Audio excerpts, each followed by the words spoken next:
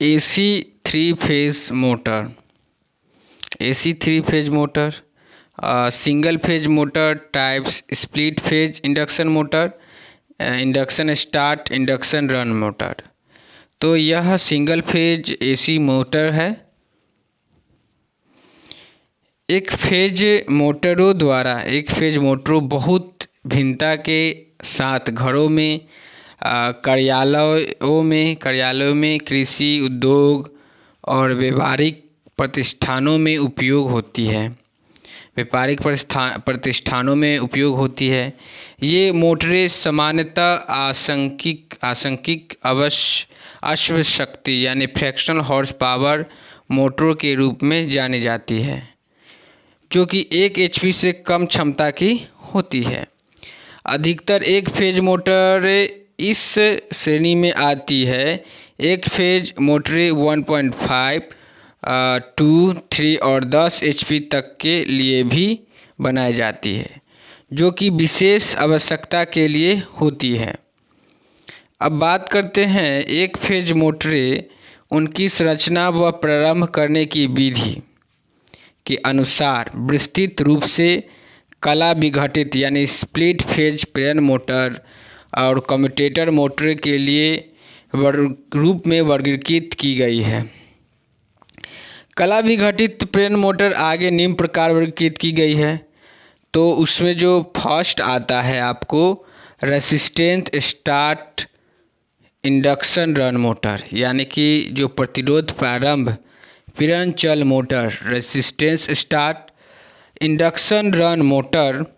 दूसरा जो आता है आपको induction start induction run motor, और जो तीसरा आता है आपको परमानेंट कैपेसिटर मोटर। उसके बाद चौथा जो आता है आपका capacitor start induction run motors, और जो पांचवा जो आता है capacitor start capacitor run motor. और इसके बाद आता है shaded pole motor. Shaded pole motor के बाद आता है आपका स्टेपर मोटर, ये आपका स्टेपर मोटर।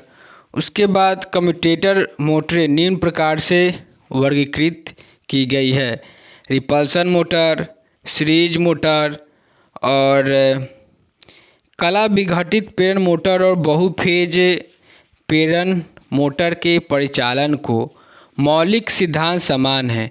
मुख्य अंतर यह है कि एक phase motor rotating magnetic field उत्पन्न नहीं करती, परंतु केवल पल्सेटिंग चुंबकीय क्षेत्र उत्पन्न करती है। अतः रोटेटिंग मैग्नेटिक फील्ड उत्पन्न करने के लिए एक फेज को विघटित किया जाता है, ताकि प्रारंभ में मोटर 2 फेज मोटर की तरह कार्य कर सके। प्रथम हम एक फेज के क्षेत्र वाली वाइंडिंग में एसी धारा द्वारा स्थापित चुंबकीय क्षेत्र व्यवहार का परीक्षण करते हैं। पिक्चर 1 के संदर्भ में एक विशेष क्षण में फील्ड वाइंडिंग भी प्रभावित धारा पिक्चर 1A की तरह का चुंबकीय क्षेत्र उत्पन्न करता है। चूँकि उत्पन्न चुंबकीय क्षेत्र परिवर्तित प्रकार का है, यह रोटर छड़ों में धारा उत्पन्न करेगा, जो कि रोटर फ्लक्स पैदा करेगा। यह रोटर में उत्पन्न फ्लक्स लेंज के नियम के अनुसार उस मुख्य क्षेत्र का विरोध करता है जो इसे उत्पन्न करता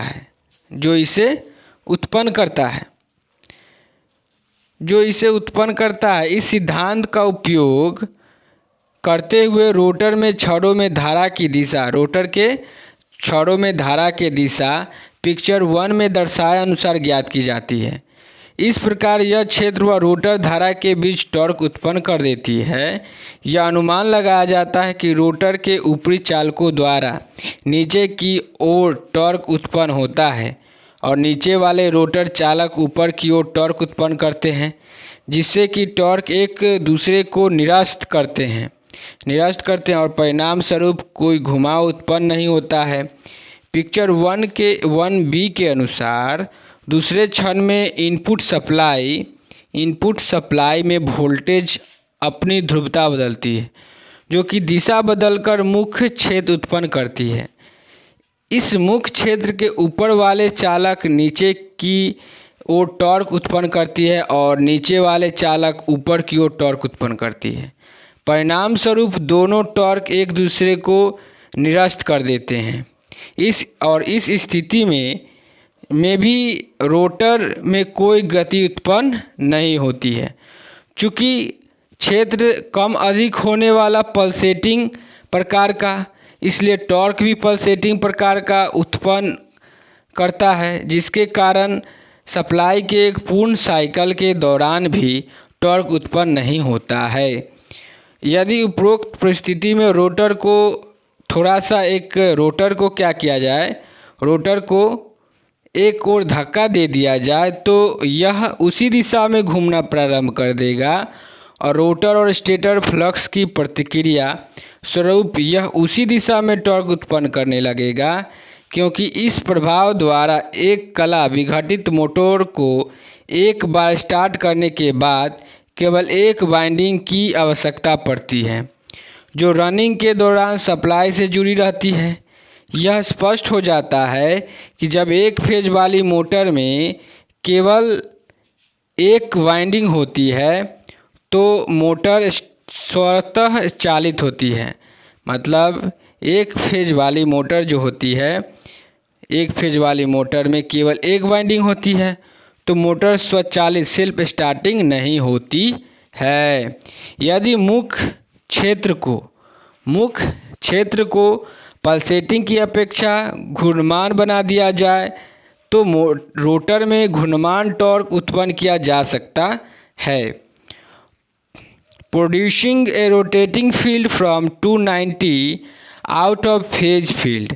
रोटेटिंग मैग्नेटिक फील्ड उत्पन्न करने की एक विधि जो है, मतलब रोटेटिंग मैग्नेटिक फील्ड उत्पन्न करने की एक विधि फेज शिफ्ट करना है। यह स्टेटर वाइंडिंग में एक अनवाइंडिंग किया जाता है, सेट या डालकर किया जाता है, जिसमें स्टार्टिंग वाइंडिंग कहते हैं।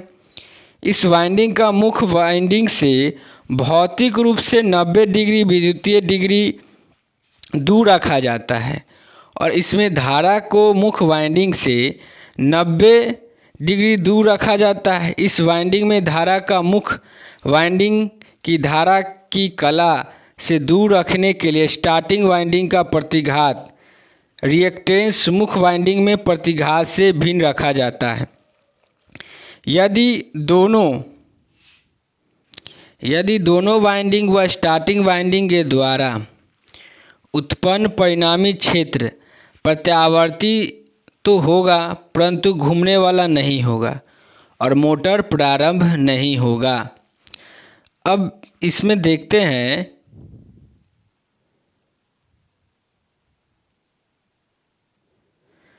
देखते हैं तो पता चलता है कि सिंपल फील्ड वाइंडिंग, ये सिंपल फील्ड वाइंडिंग और यह जो बनाता है मेन फील्ड फ्लक्स, और यह सिंगल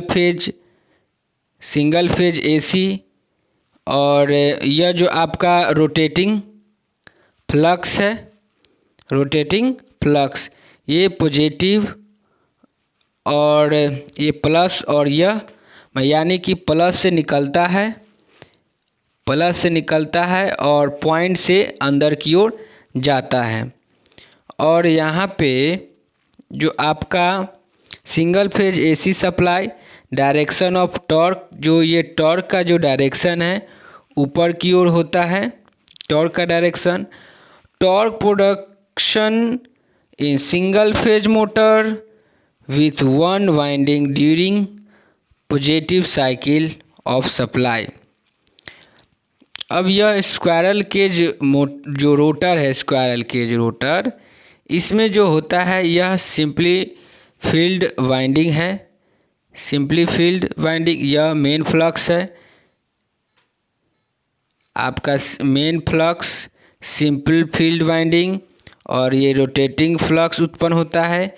ये सिंगल फेज, इसमें सप्लाई दी जाती है और इसमें डायरेक्शन ऑफ रोटेशन ऊपर की ओर होता है। Torque production in single phase motor with one winding during V cycle of supply। कला विघटन स्लिप फेजिंग के द्वारा दो क्षेत्र मुख्य एक एक्सिलरी यानी स्लिप फेजिंग के द्वारा दो क्षेत्र एक मुख्य व एक एक्सिलरी क्षेत्र मिलकर एक रोटेटिंग मैग्नेटिक फील्ड उत्पन्न करता है, जैसा कि निम्न प्रकार वर्णित है। एक कला विघटन स्लिप फेजिंग के द्वारा दो क्षेत्र मुख्य व एक्सिलरी क्षेत्र मिलकर जो मेन वाइंडिंग वह एक्सिलरी क्षेत्र मिलकर एक रोटेटिंग मैग्नेटिक फील्ड उत्पन्न करते हैं। तो इसमें जो आपका मुख्य वाइंडिंग स्लिप फेजिंग के द्वारा दो क्षेत्र मुख्य वाइंडिंग और एक्सिलरी वाइंडिंग क्षेत्र मिलकर एक रोटेटिंग मैग्नेटिक फील्ड उत्पन्न करते हैं, जैसा कि निम्न प्रकार वर्णित है। पिक्चर 2 में दर्शाया गया है कि मुख्य वाइंडिंग 1/1 इंच और स्टार्टिंग वाइंडिंग 2/2 इंच स्टेटर से 90 डिग्री कोण पर रखी जाती है। इसे समझने के लिए इसे केवल साइकिल के आधे भाग में 45 डिग्री की वृद्धि के साथ दर्शाया गया है। ये पिक्चर्स में आपको दिया गया है current in main winding, current in starting winding, प्रोडक्टिंग rotating field from 290 out of phase field. अब बात करते हैं अवस्था में ए पर केवल मुख्य वाइंडिंग फ्लक्स पैदा होता है। मतलब कि इस अवस्था में ए पर केवल मुख्य वाइंडिंग फ्लक्स पैदा करता है और कुल फ्लक्स ऊर्ध्वाधर दिशा में स्थित है, जैसा कि स्टेटर आरेख में दिखाया गया है। 45 डिग्री के बाद बी स्थिति पर दोनों वाइंडिंग फ्लक्स उत्पन्न कर रही है और कुल फ्लक्स की दिशा 45 डिग्री घूम गई है। स्थिति सी पर अधिकतम फ्लक्स अब क्षैतिज दिशा में है, क्योंकि अब केवल स्टार्टिंग वाइंडिंग स्टार्टिंग वाइंडिंग की दी फ्लक्स उत्पन्न कर रही है, परंतु अब इसकी दिशा भिन्न है, जबकि स्टार्टिंग वाइंडिंग में अब फ्लक्स कम हो रहा है। इसलिए इस क्षण पर कुल फ्लक्स स्थिति डी पर दिखाया गया है। स्थिति ई पर उच्चतम फ्लक्स, परंतु अब इसकी दिशा स्थिति ए की अपेक्षा कला के आउट ऑफ फेज के चुंबकीय क्षेत्र के मिलकर कुल रोटेटिंग मैग्नेटिक फील्ड का प्रभाव उत्पन्न करता है। अब working of slip phase motor. प्रारंभ के समय दोनों मुख्य वाइंडिंग व एक्सिलरी वाइंडिंग दोनों मुख्य वाइंडिंग कहता है प्रारंभ के समय दोनों मुख्य वाइंडिंग व axillary winding rotating magnetic field उत्पन्न करने के लिए आपूर्ति के साथ समानांतर में जुड़ी होनी चाहिए। रोटर गिलहरी पिंजरा प्रकार का होता है। जो रोटर गिलहरी पिंजरा प्रकार का होता है और स्टेटर का रोटेटिंग मैग्नेटिक फील्ड स्थिर रोटर को चारों ओर से जो छाटता है और रोटर में विभवांतर बल पैदा कर देता है। चूँकि रोटर की छड़ें लघुपथित होती है, इसलिए इनमें धारा प्रवाह होने लगता है जो उनमें चुंबकीय क्षेत्र उत्पन्न करता है। रोटर चालकों का यह चुंबकीय क्षेत्र रोटेटिंग मैग्नेटिक फील्ड का विरोध करता है, जिनकी सामूहिक क्रिया से रोटर पर एक दिशा बल में लगता है। इस क्रिया के कारण गिलहरी पिंजरा प्रेरण मोटर की तरह रोटर रोटेटिंग मैग्नेटिक फील्ड की दिशा में घूमना प्रारंभ कर देता है, जिसका पूर्ण में वर्णन किया जा चुका है।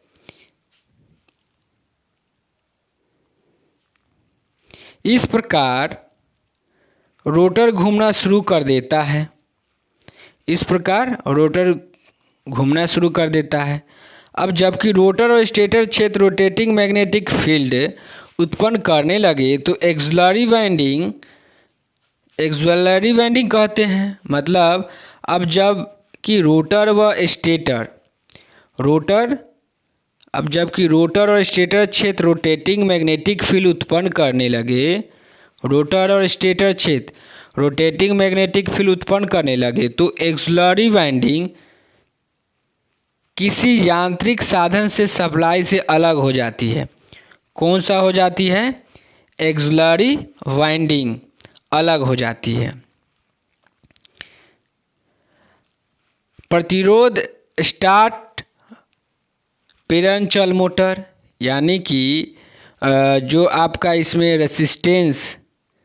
Resistance start induction run motor की बात करते हैं। चूँकि इस प्रकार की मोटर का स्टार्टिंग टॉर्क अपेक्षाकृत कम होता है और इसकी स्टार्टिंग धारा उच्च होती है, इसलिए ये मोटरें अधिकतर 0.5 HP तक की क्षमता के लिए उपयोग की जाती है, जहां पर लोड को आसानी से स्टार्ट किया जा सके।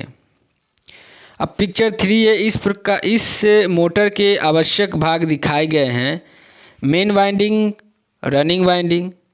अब इसमें क्या क्या होता है? आपको main winding, running winding, auxiliary और स्टार्टिंग वाइंडिंग, एक्सिलरी और starting winding, squirrel cage type rotor, centrifugal switch. अब इसमें क्या होता है कि single phase AC main winding, U1 और U2, सेंट्रीफ्यूगल स्विच, स्टार्टिंग और एक्सिलरी वाइंडिंग। अब इसी को क्या बोला जाता है? यहाँ पे इसी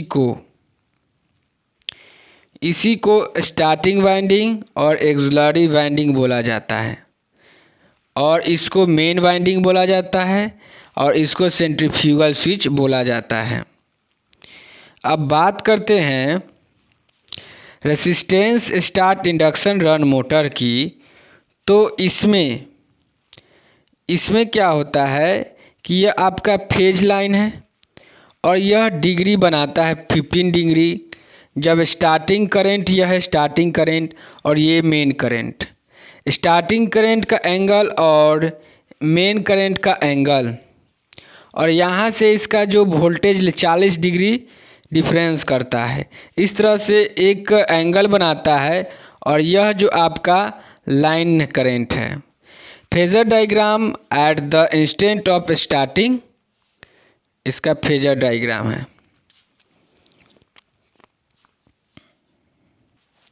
स्टार्टिंग वाइंडिंग को इस प्रकार डिजाइन किया जाता है कि उनका जो इसका प्रतिरोध उच्च, मतलब कि स्टार्टिंग वाइंडिंग को इस प्रकार डिजाइन किया जाता है कि इसका प्रतिरोध उच्च और मुख्य वाइंडिंग की अपेक्षा प्रतिघात निम्न। जो इंडक्टेंस जो होता है वह मेन वाइंडिंग के अपेक्षा निम्न होता है।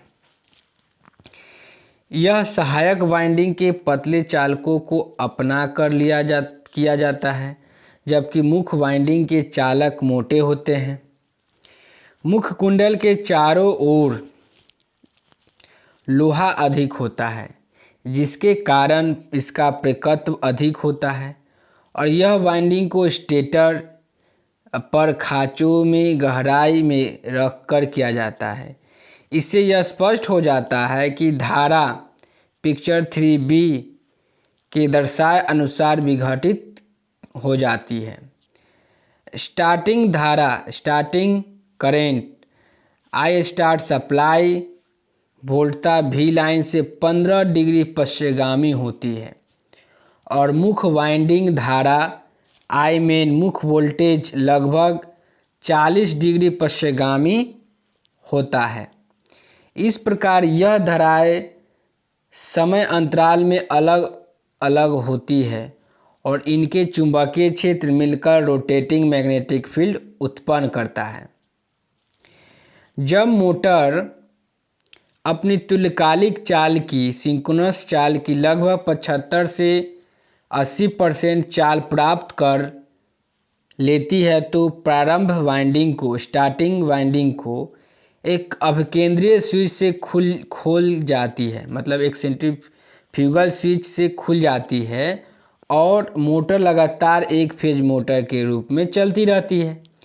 जिस बिंदु पर जहां सहायक वाइंडिंग होती है, विच्छेदित होती है, मोटर अपना उच्चतम बलाघूर्ण मुख्य वाइंडिंग में दोनों वाइंडिंग की अपेक्षा अधिक विकसित करती है। यह विशेष रूप से पिक्चर 4 में बलाघूर्ण चालक अभिलक्षणों से देखा जा सकता है।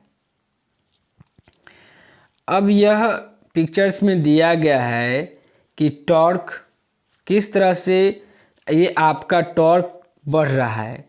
कंबाइंड वाइंडिंग फॉर स्टार्टिंग में टॉर्क क्या होता है, लो होता है।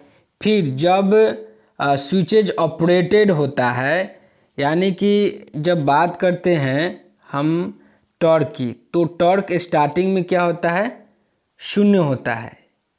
लेकिन जब कुछ चलने के बाद जब टॉर्क बनता है, ये कंबाइंड फॉर स्टार्टिंग वाइंडिंग का टॉर्क, ये टॉर्क जब स्विच के साथ स्विचेज जब ऑपरेटर होता है, ये टॉर्क 0 से चालू होते हुए क्या करता है, ये टॉर्क फुल लोड पर जो टॉर्क होता है इस तरह का होता है। ये मेन वाइंडिंग होता है, मेन वाइंडिंग, और ये स्टार्टिंग वाइंडिंग का करंट, ये मेन वाइंडिंग का, और टॉर्क यहाँ प्रोड्यूस होता है। अब स्पीड जो यह है आपका, क्या बोलते हैं इसको, स्पीड, इसकी स्पीड, टॉर्क और स्पीड एक दूसरे को क्या होता है, टॉर्क और स्पीड एक दूसरे को इन्वर्सली प्रोपोर्शनल होता है। क्या होता है, एक दूसरे के इन्वर्सली प्रोपोर्शनल होता है। जब स्पीड बढ़ती है तो क्या होता है कि टॉर्क उस समय कम हो जाता है। जब स्पीड बढ़ेगा तो टॉर्क हमारा क्या होगा, कम जाएगा। स्पीड बढ़ेगा तो टॉर्क कम जाएगा, और जैसे ही स्पीड हमारा कमेगा, स्पीड हमारा ये कमेगा, उस समय हमारा टॉर्क ज़्यादा हो जाएगा। जब ये कमेगा तो ज़्यादा हो जाएगा। जो ये 100% स्पीड रहेगा, फुल स्पीड, तो उस समय हमारा जो टॉर्क जो होगा वह बहुत ही कम हो जाएगा। मुख्य वाइंडिंग और सहायक वाइंडिंग, जो आपका मुख्य वाइंडिंग और सहायक वाइंडिंग के संयोजन द्वारा कला विघटित होकर मोटर की घूमने की दिशा निर्धारित की जा सकती है। अतः या तो मुख्य वाइंडिंग या एक्सिलरी वाइंडिंग के टर्मिनलों को बदल या घूमने की बदली जा सकती है। मतलब कि मुख्य वाइंडिंग या एक्सिलरी वाइंडिंग के टर्मिनलों को बदलकर उसके घूमने की दिशा भी बदली जा सकती है। यदि पिक्चर 5a के अनुसार Z1 को U1 के साथ जोड़कर Z2 को U2 के साथ जोड़कर माना घूमने की दिशा वामावर्त है, तो दक्षिणावर्त दिशा करने के लिए पिक्चर 5b के अनुसार Z1 को U2 से और Z2 को U1 से जोड़ना होगा। तो इस पिक्चर में जो दिया गया है आपको, जो स्क्वायरल केज रोटर है, कौन सा रोटर है, स्क्वायरल केज रोटर, तो इसमें जो आपका मेन वाइंडिंग है वह U1 और U2 मेन वाइंडिंग है, और यह सप्लाई से जुड़ा हुआ है। किससे जुड़ा हुआ है, सप्लाई से जुड़ा हुआ है। और यह Z1 और Z2 की जब हम बात करते हैं, Z2 और Z1 की बात करते हैं, तो यह जो हमारा जो होता है वह जो स्टार्टिंग वाइंडिंग होता है। कौन सा, स्टार्टिंग वाइंडिंग। और यह रोटर होता है, यह सेंट्रीफ्यूगल होता है। उसी तरह से स्क्वायरल केज रोटर में यह एक्सिलरी वाइंडिंग है, ऑक्सिलरी वाइंडिंग, और हमारा यह स्टार्टिंग वाइंडिंग इसको बोल सकते हैं। ये centrifugal switch, clockwise rotation, anti counter clockwise और ये रोटेशन। तो प्रतिरोध स्टार्ट प्रकृति चल मोटर का उपयोग, application of resistance start induction run motor. चूँकि इस प्रकार की मोटर स्टार्टिंग टॉर्क अपेक्षाकृत कम और स्टार्टिंग करंट अधिक होता है। ये मोटर 0.5 एचपी तक की क्षमता के लिए बनाई जाती है, जहां पर स्टार्टिंग लोड हल्का होता है। ये मोटर पंखे चलाने के लिए, ग्राइंडर, वॉशिंग मशीन व लकड़ी के वर्किंग औजारों को चलाने के लिए उपयोग की जाती है। जो प्रेरण स्टार्ट मोटर जो होता है, आपको प्रेरण चल मोटर मतलब induction start, induction run motor. प्रतिरोध प्रारंभ की अपेक्षा उच्च प्रकृति स्टार्टिंग वाइंडिंग के द्वारा मोटर को स्टार्ट किया जा सकता है। ऐसे मामलों में स्टार्टिंग वाइंडिंग अधिक टर्नों वाला बनाई जाती है और स्टेटर स्लॉटों में गहराई में रखी जाती है, ताकि अधिक टर्नों के कारण प्रकृति उच्च और इसके चारों ओर लोह क्रोव का क्षेत्रफल अधिक हो। अधिकतर इस प्रकार की मोटरों में जो स्टार्टिंग व रनिंग वाइंडिंग के तार का गेज समान रखा जाता है। वाइंडिंग की पहचान करने के लिए प्रतिरोध को मापना पड़ता है और इन मोटरों का स्टार्टिंग टॉर्क कम और स्टार्टिंग करंट अधिक होता है। शक्ति गुणक भी कम करता है